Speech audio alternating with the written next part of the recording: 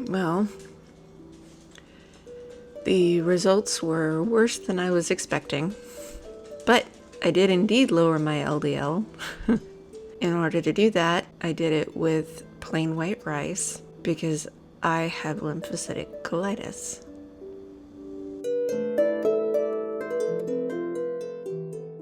Hello there. I am Shay McIntosh Ford. I don't think I even did my intro last time.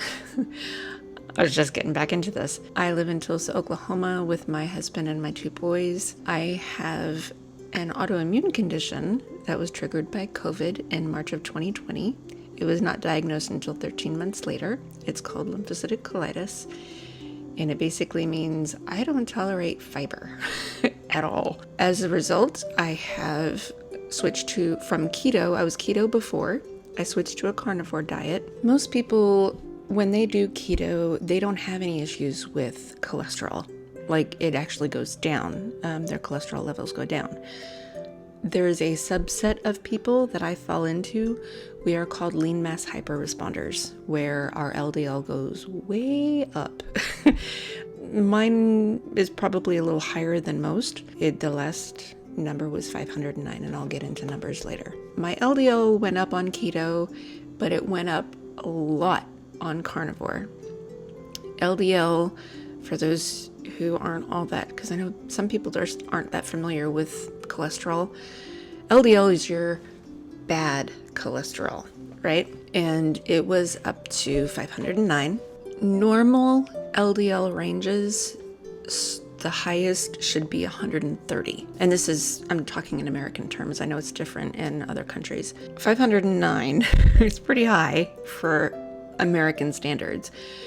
But what we also have to realize is that these normal levels are taken from the general population. Especially in America, the general population is pretty metabolically unhealthy. I mean, I hate to put it in these terms, but there are a lot of fat people around me. Editing Shay here. I do want to say that I'm not criticizing overweight people because I was one, but I was doing the best I could with what I was told to eat. And what you're told to eat makes cravings really, really difficult to control. Just putting that out there. Yeah, I gained a few pounds doing this experiment. If you go back to my last episode, which was the first one I've posted in 2 years, over 2 years, I talk about how doctors keep pushing statins on me because my LDL is so high. But all my other numbers have been great. Like my cardio CRP, which measures inflammation in the body, is 0. Inflammation is what triggers the LDL response to cause plaques and clots and stuff. That's what causes heart attacks. In order to lower my LDL, I did a version of Nick Norowitz's Oreo versus statin study. I haven't taken any statins and I don't want to. Instead of Oreos, because I know that Oreos will trigger my colitis symptoms, I did plain white rice because I didn't react to it digestively. Like, it didn't trigger my colitis symptoms. It did cause more bloating and gas and discomfort, but it wasn't painful, and it didn't send me running to the bathroom, except that first time, which I think is because I had to go anyway. I didn't have any diarrhea issues with the plain white rice like I would with other foods that I've tried in the past, like grape juice, for example.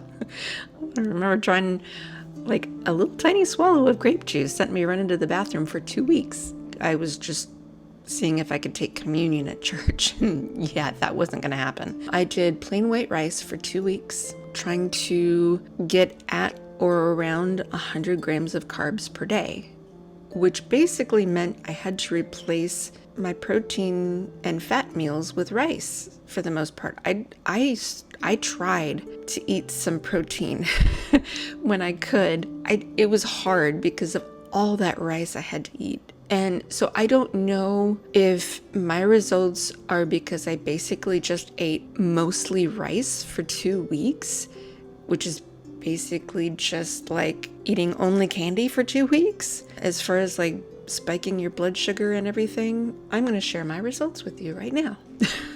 So first of all, I weighed myself in the beginning. I started at about 131 pounds, and I did gain a few pounds. It wasn't significant. I actually would rather have lost some weight. 130 I feel is like just a little too heavy for me. I do want to drop some. I have been doing Pilates except for the last 2 weeks because of the headaches. I don't know that it's not really my weight that I'm concerned with. I'm concerned with my body tone. And so the Pilates has been helping, but I haven't been able to do it the last couple of weeks because of the headaches. And I'll get into that. So here you can see that I lowered my LDL from 509 to 258. And like this was just 2 weeks. Like I have no reason to believe that my LDL had dropped after that 509 reading because I hadn't done anything to change my diet except the rice for the 2 weeks. That's it. So that is a nearly 50% decrease in my LDL numbers. It also obviously lowered my total cholesterol, which is another thing that the doctors are always concerned with. So that decreased as well, as you can see here. But, and this is the big but, right? Because I don't have a big but. So I wasn't very happy with my HDL numbers to begin with. I wanted them higher, but I am very averse to exercise. I would like to think that they had gone higher since I had started the Pilates regimen. I had to stop during the 2 weeks because I had so many headaches from all the rice. And as you can see, my HDL plummeted. I mean, massively. Like it's 42, and the lowest it could be and still be in normal range is 40. So I'm only 2 points above normal, which is horrible. Like I said in my last video, according to Nina Teicholz and her scientific investigative journalism, a low HDL is a better marker for heart disease than a high LDL. So currently, I am at a more risk for a heart attack than I was 2 weeks ago because of the rice, because of trying to lower my LDL. So this was a very failed experiment.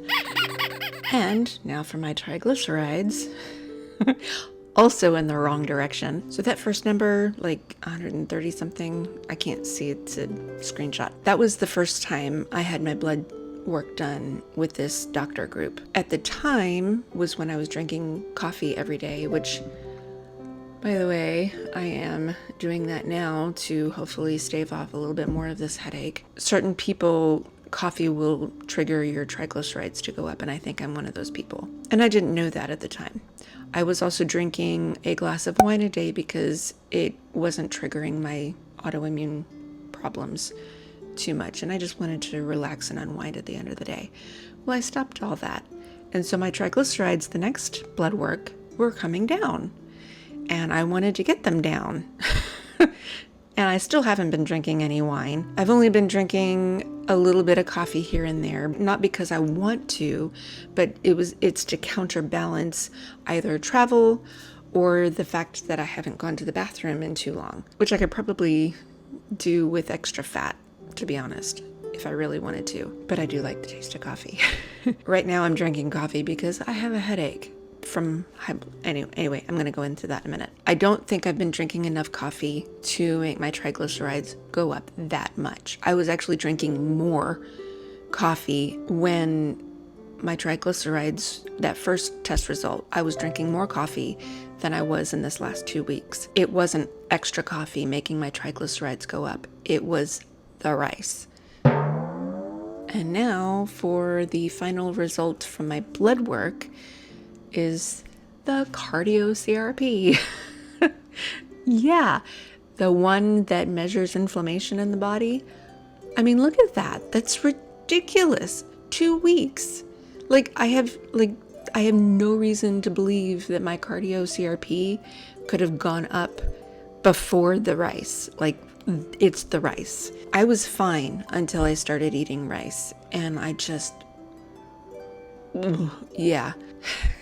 My cardio CRP is almost above normal in 2 weeks of rice. 100 grams of carbs just to lower my LDL. I'm not doing this anymore. So yes, I am definitely at risk for heart disease right now. Yesterday was when I got my blood work done. I stopped eating rice on Sunday. I got my blood work done Monday morning. Today is Tuesday. In the last episode, you'll have seen editing Shay say that I was getting really massive headaches from the rice. It did not occur to me to check my blood pressure. I wish it did. But along with headaches, I also had a lot of massive brain fog. Even now, I'm still struggling because I'm not in ketosis. I'm struggling to remember things. I'm struggling to get my words out, which means I do a lot of editing of these videos. These last 2 videos, I'm sure. Like the last one, I had to do a lot of editing. And this one, I'm sure I'm going to be doing some more editing. It finally occurred to me to check my blood pressure yesterday after I got my blood work done. And my blood pressure was 128/92. And I told my husband this, and he's like, oh yeah, that's fine. And I'm like, not for me. For years, my blood pressure has always run around 100, maybe 105/70, sometimes 60. It's always low. That's my blood pressure. This morning, because I'm still having headaches, my blood pressure was 137/95.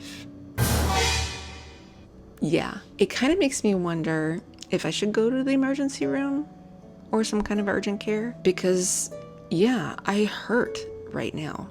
That's why I'm drinking the coffee again. The coffee's helping. I have taken acetaminophen, a gluten-free generic acetaminophen. I've taken it pretty much twice a day, every day since the headaches started. But within a week of starting this experiment, my blood pressure apparently skyrocketed because that's when my headaches started. It was within a week. I'm not doing this anymore. My cardiologist this morning sent me a message through the nurse. He's under the impression that I did this LDL lowering feat in 10 months. So I replied that no, I did it over 2 weeks. I'm not going to do it anymore. And as you can see, his first message where he thought I did it over 10 months, he's still pushing statins. I don't know if he's going to continue pushing statins if he reads my response, or if they're going to wait for my appointment. I'm still not going to take the statins. I don't like the side effects of carbs, let alone the potential side effects from statins. I'm not interested. I was fine with a high LDL. So that's the results. I'm really curious to see how long it's going to take to get me back to baseline, back to normal. I may ask for another calcium score because I did a CTA, which is angiogram one. That was the one that was $1,100 that I'm still paying off because, money's kind of tight. I got other things. I got acting classes and harp stuff that I need to pay for. So I didn't want to pay, straight $1,100 for that stupid test. So I'm paying it off. I don't want to do it again, but I do want to just keep tabs on my calcium score, especially after this experiment, because I now feel like I'm at risk for heart disease. I'm actually short of breath at times. I would like to see where I am. I want to be at baseline for a while before I do that. From what I understand, there is a cheaper version called a CAC score. I don't know what my hospital or doctor group provides, but from what I understand, it should only cost about $100. So that's a lot more doable than $1,100. I don't trust pharmacological science. I trust real science. I trust unbiased science, but pharmacological science is skewed because they're pushing drugs, just like my cardiologist is pushing drugs and my doctor is pushing drugs that I do not need because I was fine, unless they can show me a scientific study to prove that someone with decent regular numbers and a high LDL needs a statin. I'm just not gonna do it. That's all there is to it. I'm gonna go back to eating the way that makes me feel good. It has nothing to do with flavors and taste I mean, that's not important. I'm doing what makes my body feel good. I'm gonna go back to that. They can take their statins and put them you know where. Sorry, it's just frustrating. Maybe it's because my blood pressure is still high that I'm just really upset and I do need to calm down. I'm gonna go take a break. So I'm gonna leave it here. I hope that anything I've said here has helped you. Like I've said in my previous episodes, I am not a doctor. I do have a little bit of medical knowledge because I have a little bit of nurse's training. I didn't become a nurse because I failed pharmacology, which is kind of appropriate. I only failed it by half a point, and in order to graduate, I have to do the entire year all over again, and I wasn't going to do that. More money, right? Because that's what it's all about. If you're interested in a carnivore diet, please see my previous videos. I have gone into full remission on a carnivore diet. I'm still in remission right now. I'm just having some metabolic problems because of the rice. Maybe don't do rice. I will try to do some more updates when I get back to baseline. And if I do another calcium score, I will let you guys know. Please remember to like and subscribe. I'll see you next time. Bye.